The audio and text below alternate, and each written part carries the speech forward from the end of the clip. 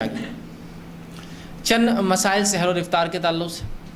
کہ سحر اور افطار کے تعلق سے کیا باتیں ہمیں معلوم ہونا ضروری ہے کہ ہم پریشان نہ ہوں سحری اور افطار کے معاملے میں۔ تو سب سے پہلی چیز تو یاد رکھیے، سحر کا وقت فجر سے پہلے ہوتا ہے، کیوں تو سحر کا وقت جو ہی ختم ہوتا ہے فجر کے وقت وہاں سے شروع ہو جاتا ہے، اور یہ ضروری ہے کہ ہم سحر جو ہے اس کے وقت میں کریں، ٹھیک ہے۔ تو سحر کا وقت فجر سے پہلے تک ہوتا ہے۔ اب یہ کب تک رہتا ہے تو اس کا پیمانہ بہت مشکل ہے۔ مختلف مقامات پر لوگوں نے ٹائم ٹیبل بنائے ہیں، چارٹس بنائے ہیں، نظام الاوقات بنائے ہیں، آپ اس کو فالو کیجیے، وہ زیادہ بہتر ہے۔ ہر زمین زمانے کے علاقے سے سورج غروب اور نکلنے کا معاملہ الگ ہوتا ہے، لہٰذا فجر کا وقت بھی ہر جگہ الگ ہوتا ہے۔ جہاں میرے ہندوستان کے اندر اگر فجر کا وقت جو ہے 4 پونے 5 بجے اگر شروع ہوتا ہے تو وہیں سعودی عرب کے لیے ممکن نہیں ہو سکتا، وہاں 3:30 بجے شروع ہوتا ہوں گا یا ختم ہو جاتا ہوں گا، ٹھیک۔ تو ہر جگہ جو ہے پیمانے الگ ہوتے ہیں، تو لہٰذا آپ کو زمین زمانے کے اعتبار سے یہ کام کرنا ہوگا۔ اور کچھ جگہ جو ہے یہ اور بھی تبدیل ہو جاتے ہیں، بہت جیسا جلدی ہوتا ہے، جیسے کہ کچھ جگہ فجر ہوں گی 2:30 بجے رات میں،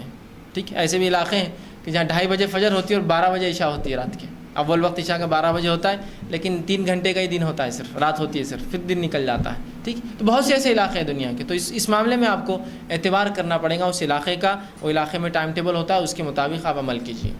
ٹھیک۔ تو فجر سے پہلے ہم کو جو ہے یہ سحر جو ہے کرنا ہے، ٹھیک۔ سحر کرنا یہ بہت اچھا عمل ہے، بہت ہی بابرکت عمل ہے۔ کوئی شخص سحر میں اٹھنے کے بعد سحر کو بلا وجہ ترک نہ کرے کہ جانے دو، جان پہ آ رہا، اب اٹھنا منہ دھونا جان دو، ویسے نہیں، ویسا نہیں، بالکل سحر آپ کیجیے، یہ بہت اچھا عمل ہے۔ نبی اکرم صلی اللہ علیہ وسلم فرماتے ہیں، متفق علیہ، بخاری مسلم کی روایت ہے، آپ نے فرمایا اور کہا کہ سحر کھاؤ کیونکہ سحر کھانے میں برکت ہے، سحر کھانا چاہیے، اس میں بڑی برکت ہے، یہ بہت اچھا عمل ہے، یہ سنت ہے، یہ مستحب ہے، ریکمینڈڈ ہے، رسول اللہ نے حکم دیا اس کا کہ سحر کھایا کرو، اس میں برکت ہے۔ تو لہٰذا کوئی بھی شخص فجر میں، معاف کرنا، سحر میں اٹھنے کے بعد، فجر سے پہلے اٹھنے کے بعد رمضان کے مہینے میں روزہ اگر رکھ رہا ہے تو بغیر سحر کے روزہ نہ رکھے۔ لیکن یہ مسئلہ بھی جاننا آپ اور ہمارے لیے ضروری ہے کہ سحر کا کرنا فرض نہیں ہے، واجب نہیں ہے۔ یہ میں کیوں کہہ رہا ہوں، بہت سے لوگوں کے اگر سحر نہ ہو تو روزہ بھی نہیں رکھتے، آج سحر نہیں ہوئی تو روزہ کہاں سے؟ تو سحر نہ فرض روزے کے لیے فرض ہے، نہ نفل روزے کے لیے فرض ہے، یہ سنت اور مستحب ہے، صرف بہت اچھا عمل ہے، بہت بابرکت عمل ہے، انتہائی ضروری ہے، سب کچھ ہے، لیکن فرض نہیں ہے۔ ورنہ بہت سے لوگ بولتے دیکھو یہ تو سحر کے منکر ہے، سحر کا نہیں بولتے۔ میں کہہ رہا ہوں کہ سحر بہت ضروری ہے، اچھا عمل ہے، مستحب ہے، کرنا چاہیے، سنت ہے، لیکن میرے بھائیوں فرض نہیں ہے۔ چھوٹ جائے تو روزہ درست ہے، ورنہ ایک فریضہ چھوڑ دیتے ہیں لوگ یہ علم نہیں ہونے کی وجہ سے، ارے یار سحر نہیں ہے تو آج کا روزہ نہیں رکھا۔ اور کچھ لوگوں کو یہ غلط فہمی ہوتی ہے کہ جب بھی نیند میں سے اٹھو سحر کر سکتے ہو، روزہ رکھ سکتے ہو، تو لہٰذا اگر فجر کی بعد بھی اٹھتے ہیں تو 2 نوالے کھا کے پانی پی کے بولتے اب روزہ شروع ہو گیا، صرف ایک مسئلے کے لا علمی سے کہ سحر کرنا فرض ہے نہیں ہے، تو اب 2 لوگ تفریق ہو گئے، ایک تو روزہ ہی نہیں رکھ رہے اور دوسرے رکھتے ہیں تو کیا کرتے ہیں۔ ایک صاحب نے مجھ سے سوال کیا وہ کہ آج کا روزہ تھوڑا میرا کمزور ہے، تو میں نے کہا روزہ کیسے کمزور ہو گیا آپ کا، جبکہ 9 بج رہے ابھی تو دن کے، اور کمزور کہاں سے ہو گیا، کیا کر لیا ایسا عمل جو کمزور ہو گیا، یا تو ٹوٹ جائیں گا، کمزور کیسا ہوں گا؟ تو کہا وہ آج 7 بجے سحر کیا میں نے، جبکہ 7 بجے تو بالکل سورج نکل ہی جاتا کسی بھی حال میں۔ تو میں نے کہا 7 بجے آپ نے سحر کیوں کی اور کمزور روزہ، اور آپ کی سحر ہوئی، آپ کو کیسا یقین ہے؟ تو دیکھیے اب روزے کے لیے سحر تو ضروری تھی، اور سحر تو جب نیند اٹھے تب ہوتی ہے، بولے تو میں 7 بجے نیند کھلی میری، آج فجر بھی نہیں ہوئی تو میں نے سحر کر کے روزہ رکھ لیا۔ آج کا روزہ آپ کا کمزور نہیں ہے، آپ کا آج روزہ ہی نہیں ہے۔ لا علمی دیکھیے انسانوں کیسا کرتی ہے، اور پتہ نہیں زندگی میں ایسے کتنے روزے انہوں نے رکھے تھے جس میں لیٹ اٹھے اور آرام سے سحر کر کے روزہ رکھا انہوں نے، چونکہ ان کے نزدیک سحر فرض تھی، اور یہ مسئلہ نہیں پتا کہ سحر فجر سے پہلے ہوتی ہے، ان کو لگا جب نیند جاگے سحر کرو اور روزہ رکھ لو۔ اور کتنے لوگ ایسے روزے رکھتے بھی، یاد رکھیے، اللہ حفاظت کرے ہماری۔ فرض اعمال میں یہ کوتاہی اللہ برداشت کرے گا، یہ لا علمی برداشت کے باہر ہے۔ کیوں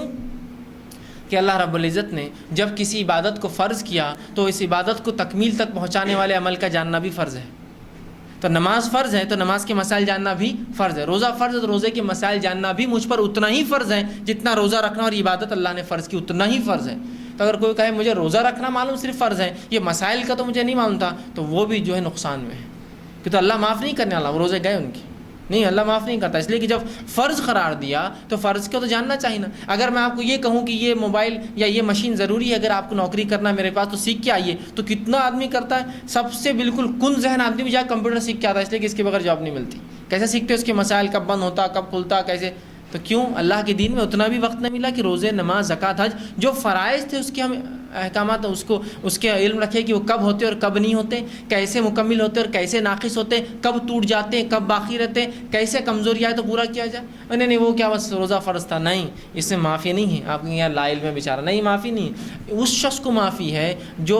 ثابت کرے اپنے رب کو، مجھے اور آپ کو نہیں، جو عقل سے کمزور تھا۔ اللہ یہ مسائل میرے کو نہیں سمجھتے تو میں نے بڑی کوشش کیا، تو وہ تو اس کے رب کا اور اس کا معاملہ، اللہ اس کا آئی کیو ٹیسٹ لیں گا، اس کا جانچ کریں گا، اور واقعی میں وہ کمزور تھا تو اس کا رب اس کو معاف نہیں، تجھے تو علم ہی نہیں تھا، تو بہت جس کو تھا معصوم تھا، پاگل تھا، مجذوب تھا، جانتے تجھے مسئلہ۔ لیکن ہم سب عقل رکھ کر صرف دین اور شریعت کا علم نہیں حاصل کرتے، باقی پوری عقل ہے۔ تجارت کی بات کیجیے تو پوری تجارت کے اس کو معلوم کہاں لوپ ہولز ہوتے ہیں، کہاں کیسا ہوتا ہے، کہاں یہ ہوتا ہے، کام ہوتا ہے، حتیٰ کہ جتنی چھوٹی تجارت اتنا زیادہ کمپلیکیٹڈ نالج لوگ رکھتے ہیں، معلوم آپ کو؟